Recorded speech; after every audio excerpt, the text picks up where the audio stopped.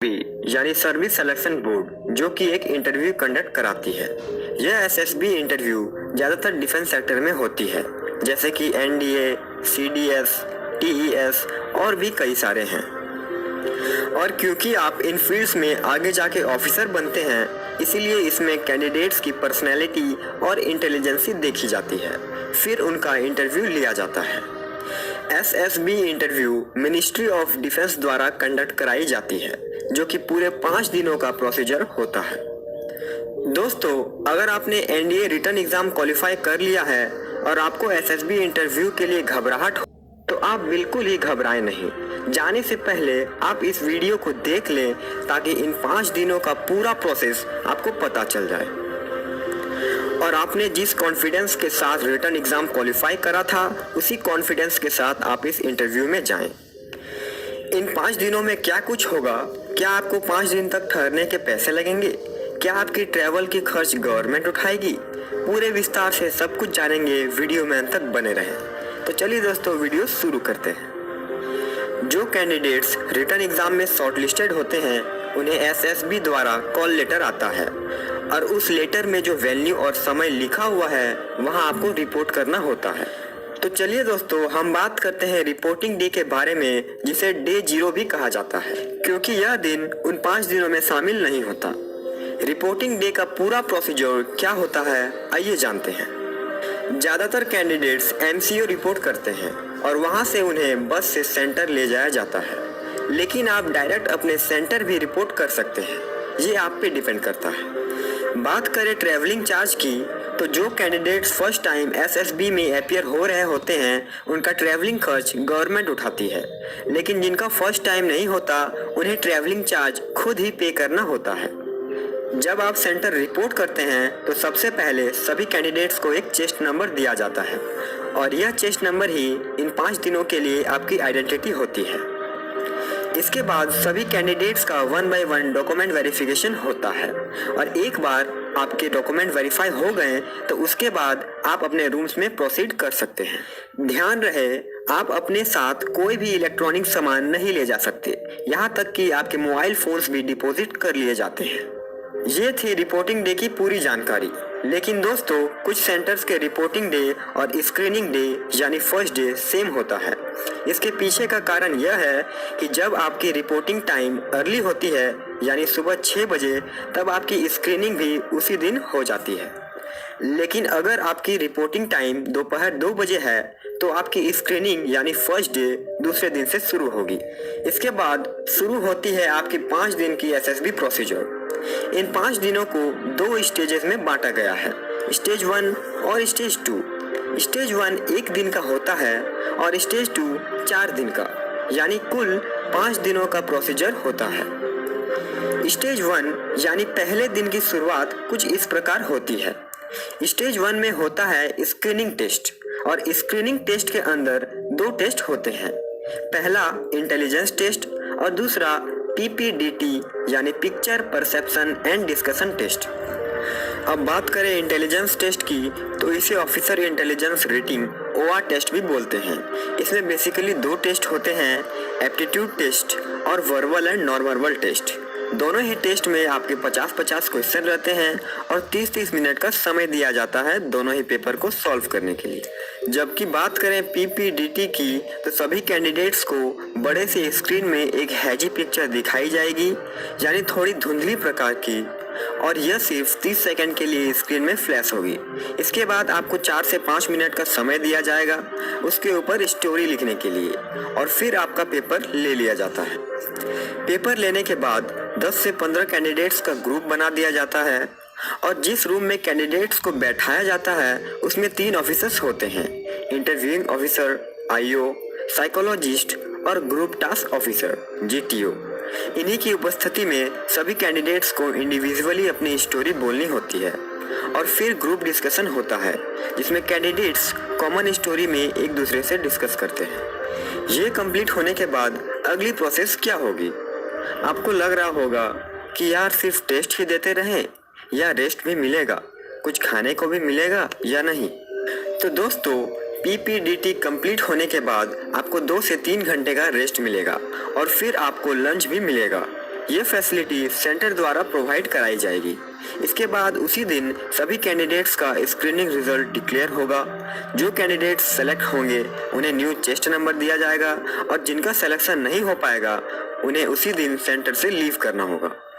इसका मतलब यह है कि अगर आप स्टेज 1 क्वालिफाई नहीं कर पाते हैं तो आप स्टेज 2 के लिए एलिजिबल नहीं होंगे। कैंडिडेट्स जो स्टेज 1 क्वालिफाई करते हैं उन्हें एक फॉर्म भराया जाता है जिसका नाम है PIQ फॉर्म यानी पर्सनल इंफॉर्मेशन क्वेश्चनरी। इस फॉर्म में आपको अपने पर्सनल डिटेल भरने होते हैं जैसे कि आपका नाम, आपका माता पिता का नाम, आपकी हॉबी क्या क्या है इत्यादि चीज़ें।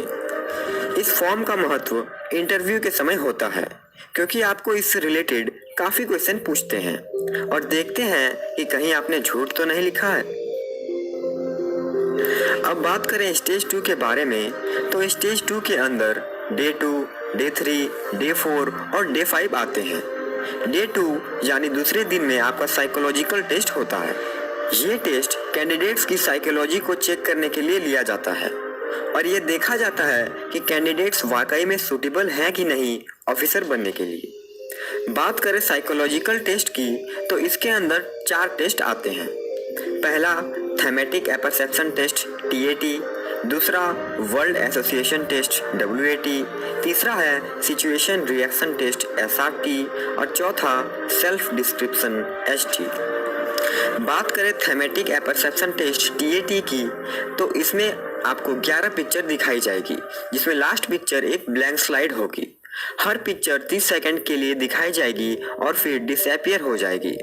उसके बाद आपको 4 मिनट का समय दिया जाएगा स्टोरी लिखने के लिए उस पिक्चर के आधार पर। इसी तरह से फिर नेक्स्ट पिक्चर 30 सेकंड के लिए दिखाई जाएगी और फिर सेम प्रोसेस चलता रहेगा लास्ट स्लाइड तक। और जो ब्लैंक स्लाइड होगा उसमें आप अपने मन से कोई भी स्टोरी लिख सकते हैं। अब बात करते हैं वर्ल्ड एसोसिएशन टेस्ट WAT की तो इसमें आपको 60 वर्ड्स एक के बाद एक दिखाए जाएंगे और हर वर्ड 15-15 सेकंड के लिए दिखाए जाएंगे और इन्हीं 15 सेकंड में आपको उस वर्ड से एक सेंटेंस लिखना होगा।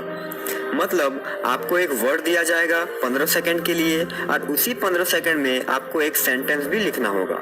फिर आपको दूसरा वर्ड दिया जाएगा। इस तरह से यह प्रोसेस 60 वर्ड्स तक चलता रहेगा। अब बात करते हैं सिचुएशन रिएक्शन टेस्ट SRT की तो इसमें आपको 60 सिचुएशंस दिए जाएंगे एक बुकलेट के अंदर। इन 60 सिचुएशन में आपका क्या रिस्पॉन्ड होगा यानी इन सिचुएशन को आप कैसे हैंडल करेंगे ये सारी चीज़ें लिखनी होगी और इसके लिए आपको 30 मिनट दिए जाएंगे। अब बात करते हैं नेक्स्ट टेस्ट की जो कि है सेल्फ डिस्क्रिप्शन SD। इसके अंदर 5 चीज़ें होती है। पहला होता है पेरेंट्स ओपिनियन, दूसरा होता है टीचर्स ओपिनियन, तीसरा होता है फ्रेंड्स ओपिनियन, चौथा होता है सेल्फ ओपिनियन और पांचवा होता है एम इन लाइफ और qualities would you like to improve. मतलब आपके पेरेंट्स आपके बारे में क्या सोचते हैं, दूसरा आपके टीचर्स आपके बारे में क्या सोचते हैं, तीसरा आपके फ्रेंड्स आपके बारे में क्या सोचते हैं, चौथा आप अपने बारे में क्या सोचते हैं और पांचवा आपका लाइफ में क्या एम है या फिर क्या क्वालिटीज़ है जिसे आप इम्प्रूव करना चाहते हैं। इन 5 चीज़ों के बारे में लिखने के लिए आपको टोटल 15 मिनट का समय दिया जाएगा और हर पार्ट के लिए आपको कम से कम 12 से 15 लाइन लिखने होंगे। तो टोटल इतनी सारी चीज़ें डे 2 में होती है। फिर आता है डे 3। दोस्तों बेसिकली डे 3 और डे 4 दोनों ही दिनों में आपके ग्रुप टेस्ट होते हैं। इसका एम होता है कैंडिडेट्स की क्वालिटी को जज करना ग्रुप परफॉर्मेंस के दौरान। याद रखिएगा कि इसमें आपको ग्रुप मेंबर से कम्पीट नहीं करना होता है बल्कि ग्रुप को बेस्ट क्वालिटीज से सपोर्ट करना होता है ताकि आपकी ग्रुपिंग मार्क्स अच्छी हो। डे 3 में आपका ग्रुप टेस्ट नंबर 1 होता है और डे 4 में आपका ग्रुप टेस्ट नंबर 2 होता है। डे 3 की ग्रुप टेस्ट में टोटल 6 टेस्ट होती है। सबसे पहला टेस्ट होता है ग्रुप डिस्कशन GD, दूसरा होता है ग्रुप प्लानिंग एक्सरसाइज GPE, तीसरा होता है प्रोग्रेसिव ग्रुप टास्क PGT, चौथा होता है ग्रुप ऑब्स्टिकल रेस GOR या फिर इसे स्नेक रेस भी कहा जाता है, पांचवा होता है हाफ ग्रुप टास्क HGT और छठा होता है लेक्चरेट। अब इसके बारे में थोड़ी जानकारी ले लेते हैं ताकि आपको पता चल जाए कि इसमें आखिर होता क्या है। सबसे पहले आता है ग्रुप डिस्कशन यानी GD। ग्रुप डिस्कशन में 2 राउंड होते हैं। राउंड 1 में GTO यानी ग्रुप टास्क ऑफिसर आपको 2 टॉपिक देते हैं, जिसमें से आपके ग्रुप को कोई एक टॉपिक चुनना होता है और एक दूसरे से डिस्कस करना होता है। इसके लिए आपको 10 से 15 मिनट मिलते हैं। फिर उसके बाद राउंड 2 होता है और इसमें ग्रुप टास्क ऑफिसर अपने से एक टॉपिक देते हैं ग्रुप डिस्कशन के लिए। इसके लिए भी आपको 10 से 15 मिनट मिलता है। दूसरा होता है ग्रुप प्लानिंग एक्सरसाइज GPE। इसमें ग्रुप टास्क ऑफिसर एक स्टोरी कार्ड और एक मॉडल की मदद से सभी कैंडिडेट्स को एक स्टोरी समझाते हैं और इस स्टोरी में 2 से 3 बड़े प्रॉब्लम्स होते हैं और कुछ छोटी प्रॉब्लम्स होती है। इसके बाद स्टोरी कार्ड को 5 मिनट के लिए सभी ग्रुप्स में डिस्ट्रीब्यूट कर दिया जाता है ताकि वे अच्छी तरह से इन प्रॉब्लम्स को समझ सकें। फिर सभी कैंडिडेट्स को इंडिविजुअली A4 साइज पेपर दिया जाता है और 10 मिनट का समय दिया जाता है उस प्रॉब्लम्स की सॉल्यूशन को लिखने के लिए। यानी आपकी प्लानिंग को चेक किया जाता है कि आप छोटी बड़ी प्रॉब्लम्स की सिचुएशन को किस तरह से हैंडल करेंगे। इसके बाद आपका एक ग्रुप बना दिया जाता है और 10 से 15 मिनट तक ग्रुप डिस्कशन करना होता है उन सिचुएशंस के बारे में। तीसरा टेस्ट होता है PGT यानी प्रोग्रेसिव ग्रुप टास्क। ये ग्राउंड लेवल टास्क होता है। इसमें आपको कुछ ऑब्स्टिकल पार करने होंगे कुछ सपोर्टिंग मटेरियल की मदद से, जैसे कि रोप, प्लैंक, वुडलॉक एक्सेट्रा। इस टास्क को ग्रुप में कराया जाता है। अब बात करते हैं चौथे टेस्ट की, that is group obstacle race GOR। इस रेस में आपको एक लंबी सी रस्सी दी जाती है और इस रस्सी को पकड़कर बहुत सारे बाधाओं को पार कर फिनिश लाइन तक पहुंचना होता है। पांचवा होता है हाफ ग्रुप टास्क HGT। ये बिल्कुल प्रोग्रेसिव टास्क के जैसा ही होता है, बस इसमें आपके ग्रुप को हाफ कर दिया जाता है, इसलिए इसका नाम हाफ ग्रुप टास्क है। और इसके अंदर 1 या 2 ही ऑब्स्टिकल होते हैं जिसके लिए आपको 20 मिनट का समय मिलता है। फिर जो डे नंबर 3 का लास्ट टास्क होता है वो होता है लेक्चरेट। इसमें GTO द्वारा आपको एक कार्ड दिया जाता है जिसमें 4 टॉपिक लिखे होते हैं। आपको किसी एक टॉपिक को प्रिपेयर करना होता है जिसके लिए 3 मिनट का समय दिया जाता है। आफ्टर दैट 3 मिनट के लिए आपको उस टॉपिक पे बोलना होता है GTO के सामने। तो इस तरह से आपका डे 3 कंप्लीट हो जाता है। अब बात करते हैं डे 4 की। डे 4 में होता है आपका GTO 2। इसमें भी आपको ग्रुप टास्क ही मिलते हैं। GTO 2 के अंदर आपके 3 टेस्ट होते हैं। पहला इंडिविजुअल ऑब्स्टिकल्स IO, दूसरा कमांड टास्क CT और तीसरा फाइनल ग्रुप टास्क FGT। आइए थोड़ी ब्रीफ में इनके बारे में जान लेते हैं। तो सबसे पहला आता है इंडिविजुअल ऑब्स्टिकल्स IO। इसमें इंडिविजुअली सभी कैंडिडेट्स को 10 ऑब्स्टिकल क्रॉस करने होते हैं और सभी ऑब्स्टिकल्स में 1 से लेकर 10 तक सीरियल नंबर लिखा होता है और आपको ऑब्स्टिकल क्रॉस करने के कुछ पॉइंट्स भी मिलते हैं। पॉइंट्स का डिस्ट्रीब्यूशन कुछ इस प्रकार है, जितनी ऑब्स्टिकल की सीरियल नंबर होगी उतने ही पॉइंट्स मिलेंगे, यानी कुल 55 पॉइंट्स मिलेंगे 10 ऑब्स्टिकल पार करने पे और इसके लिए आपको 3 मिनट का समय मिलता है। लेकिन अगर आप इस 30 मिनट से पहले ही 10 ऑब्स्टिकल पार कर चुके हैं तो आप फिर से ऑब्स्टिकल क्रॉस कर सकते हैं शुरू से, ये आपके लिए बोनस पॉइंट होगा। दूसरा है कमांड टास्क CT। इसमें आपको एक कमांडर बना दिया जाता है। कमांडर बनने के बाद आपको एक सिचुएशन यानी प्रॉब्लम दी जाती है, जैसे कि एक बॉम्ब डिफ्यूज करना है या फिर कहीं लोग फंसे हो तो उन्हें बचाना है। इसके लिए आपको 2 कैंडिडेट्स चुनने होते हैं आपकी मदद के लिए और ये दोनों आपकी ऑर्डर्स को फॉलो करेंगे। बेसिकली इसमें आपकी कमांडर की क्वालिटी को देखी जाती है कि आप किस तरह से अपने अंडर ऑफिसर्स को कमांड करते हैं। लास्ट टास्क जो डे 4 का होता है वो है फाइनल ग्रुप टास्क FGT। इसमें भी आपको ग्रुप में ही टास्क करने होते हैं, बस इसमें जो ऑब्स्टिकल आप पार करेंगे वो थोड़े बड़े होते हैं पिछले के कंपैरिजन में। इसके लिए भी आपको हेल्पिंग मटेरियल मिलता है, जैसे कि रस्सी, बल्ली और फट्टा। इसकी मदद से आपको ऑब्स्टिकल पार करने होते हैं। इसके लिए आपको 10 से 15 मिनट का समय दिया जाता है।